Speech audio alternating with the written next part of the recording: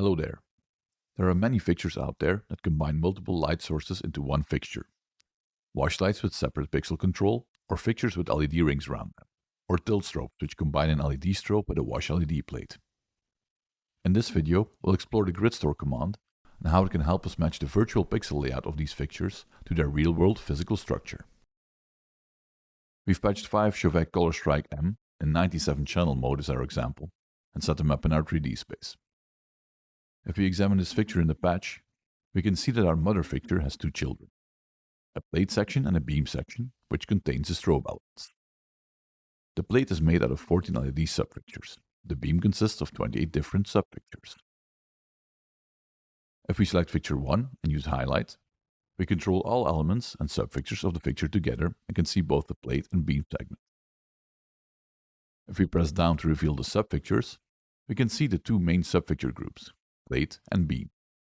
1.1 being the plate, and 1.2 being the beam. Let's store a group for each of these. If we now select the plate group and press down again, we enter the pixel level. Our selection order is linear, all pixels on the x-axis, one after the other. But in real life, the fixture layout is different. First, there's a row of 7 plate pixels, then 2 rows of 14 strobe segments, and finally another row of 7 plate pixels. This real-world layout isn't reflected in the default grid position stored in the fixture file we've packed in this show, which can make it very tricky to create, for example, a simple dim phaser that runs from left to right over the plates. If we select fixture 1 through 5.1.through, we have selected all plate pixels across our 5 fixtures. Let's apply a simple dim phaser and apply a 360 phase spread on the x-axis. As you'll notice, the effect follows the default grid, a straight linear order, which doesn't match the real layout of the fixture and was not what we had in mind.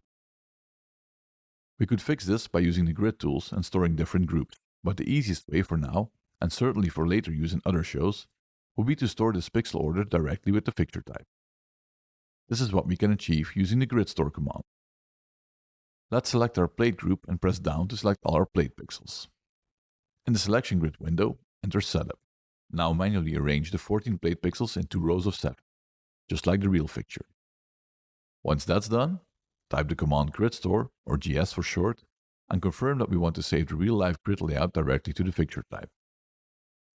If we now select our plate group and press down, we can see the pixel order is correct. Selecting all the plates of all the fixtures using the syntax 1 through 5.1 and pressing down gives us all the plate subfixtures across all 5 fixtures, automatically arranged just like in real life. 2 clean rows of 7 pixels each. Let's reapply the dim phaser to the group. This time you'll see the phase follows the physical layout, not just a simple line, making the phaser look and work as we intended. It is good to know that a decent GTF file has this info already stored in it directly, just like the GTF that is available at gtfshare.com for the fixture used in this tutorial. Thanks for watching, and happy programming.